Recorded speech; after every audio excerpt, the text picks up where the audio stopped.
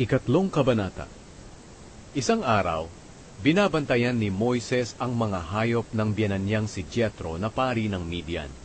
Dinala ni Moises ang mga hayop malapit sa ilang, at nakarating siya sa Horeb, ang bundok ng Diyos. Nagpakita sa kanya roon ang anghel ng Panginoon sa anyo ng naglalagablab na apoy sa isang mababang punong kahoy. Nakita ni Moises na naglalagablab ang punong kahoy, pero hindi naman nasusunog. Sinabi niya, "Nakapagtataka, bakit kaya hindi iyon nasusunog? Malapitan nga, at nang makita ko."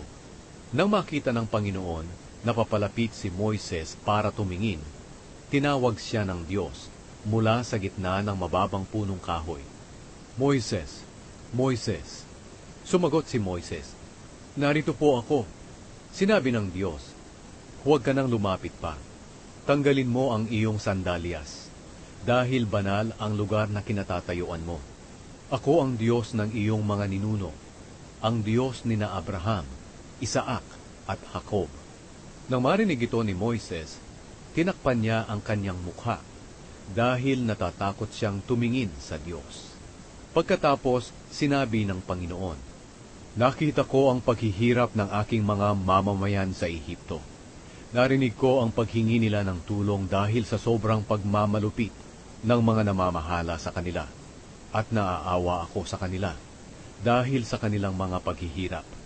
Kaya bumaba ako para iligtas sila sa kamay ng mga Ehipsyo, at para dalhin sila sa mayaman, malawak at masaganang lupain na tinitirhan ngayon ng mga Kananeo, Heteo, Amoreo, Perezeo, Hiveo at mga Jebuseo. Narinig ko ang paghingi ng tulong ng mga Israelita, at nakita ko kung paano sila inalipin ng mga Ehipsyo.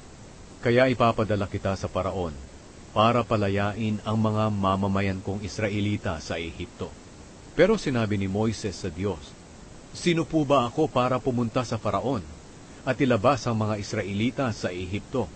Sinabi ng Diyos, "Sasamahan kita, at ito ang tanda na ako ang nagpadala sa iyo. Kapag nailabas mo na ang mga Israelita sa Ehipto, sasambahin ninyo ako sa bundok na ito." Sinabi ni Moises sa Diyos, "Kung sakali pong pumunta ako ngayon sa mga Israelita at sabihin ko sa kanila na ang Diyos ng kanilang mga ninuno ang nagpadala sa akin para iligtas sila, at magtanong sila sa akin, ano ang pangalan niya? Ano po ang isasagot ko sa kanila?" Sumagot ang Diyos kay Moises, "Ako nga ang Diyos na ganoon pa rin." Ito ang isagot mo sa kanila, "Ang Diyos na ganoon pa rin ang nagpadala sa akin." Sinabi pa ng Diyos kay Moises, "Sabihin mo ito sa mga Israelita, ang Panginoon, ang Diyos ng inyong mga ninuno na sina Abraham, Isaac at Jacob, ang nagpadala sa akin sa inyo. Kikilalanin ako sa pangalang Panginoon magpakailanman." At sinabi pa ng Panginoon kay Moises, "Lumakad ka at tipunin ang mga tagapamahala ng Israel, at sabihin mo sa kanila, ang Panginoon, ang Diyos ng inyong mga ninuno na sina Abraham, Isaac at Jacob, ay nagpakita sa akin, at nagsabi na, binabantayan ko kayo, at nakita ko ang ginagawa ng mga Ehipsyo sa inyo.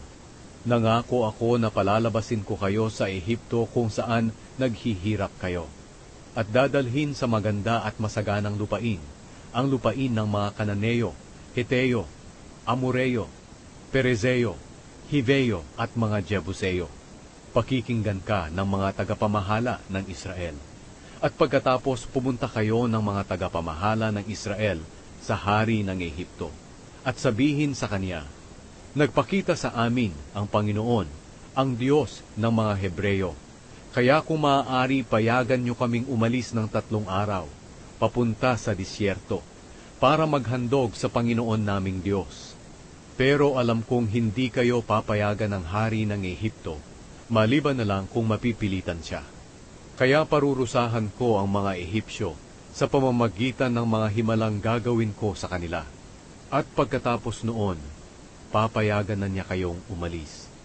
Magiging mabuti sa inyo ang mga Ehipsyo, at pababaunan pa nila kayo sa pag-alis ninyo.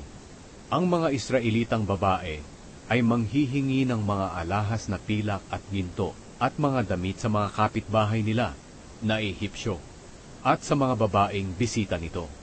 At ipapasuot ninyo ang mga bagay na ito sa inyong mga anak. Sa pamamagitan nito, masasamsam ninyo ang mga ari-arian ng mga Ehipsyo.